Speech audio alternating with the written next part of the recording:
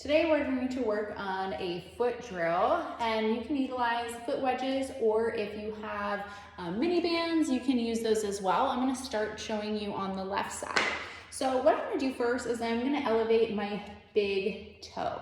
So I'm elevating that big toe. I'm going to think about kind of splaying these other little toes so we're nice and spread. I can get like some nice toe spread and really think about connecting with this transverse arch, which goes from that first met head to the fifth met head. So kind of like that first part of the foot. I'm also going to elevate my first met head, so that's that bony part underneath the big toe. So I have my big toe elevated, first met head elevated, and in this position, I'm really going to be able to keep and sense that first met head and get some good big toe movement.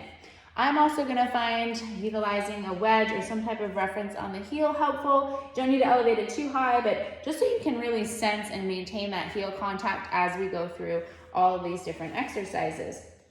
So I have the big toe elevated, first met head elevated. Just want to make sure you can kind of see my arch and what's going on. So I'm also going to add a little bit of tibial internal rotation once we get to that point.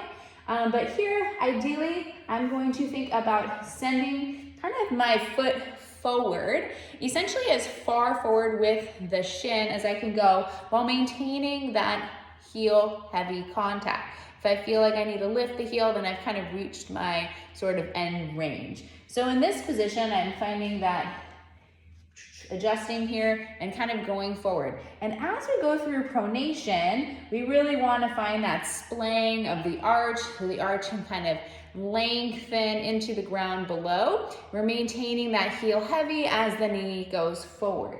And oftentimes elevating that first met head can be helpful so we can kind of experience that pronation moment. So I'm kind of staying in this position. I'm going to think about breathing a little bit so my foot can kind of own that position.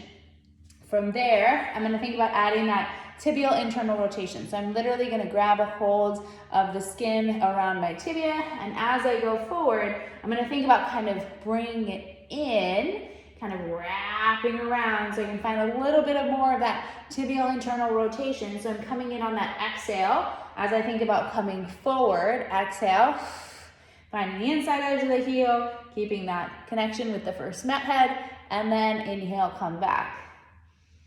Exhale, come forward. Inhale, back.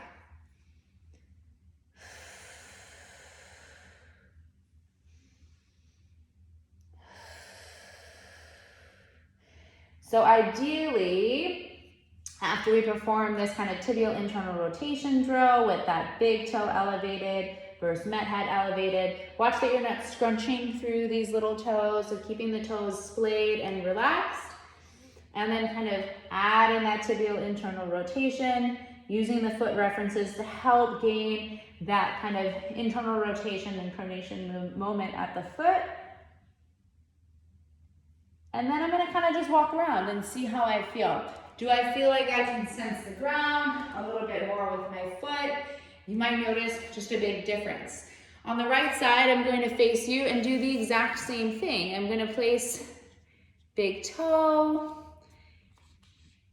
and that first met head, and I'm going to maintain, I like keeping the heel reference. Sometimes right to left, you may not need that tibial internal rotation addition, but we'll show it to you anyway. You can think about splaying these little toes so you can kind of feel and connect with this nice arch.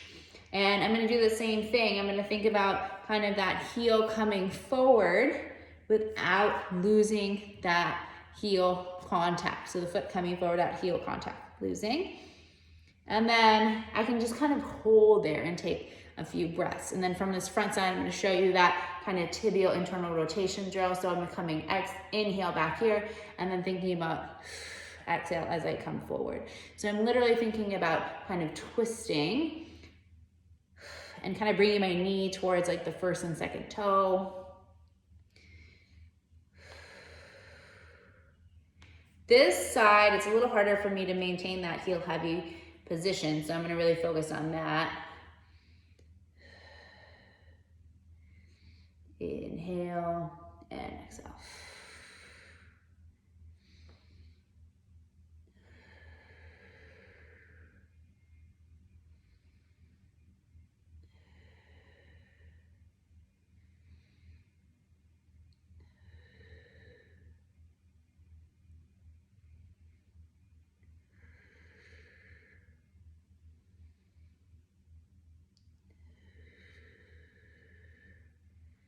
And complete that about 5 to 10 times, and then you'll just kind of walk around and see if you can kind of sense the foot, feel more connection with the ground. Maybe you feel that transverse arch a little bit more, and just see how you feel and how this might translate to split lunges or squats or different exercises that you have planned for the day.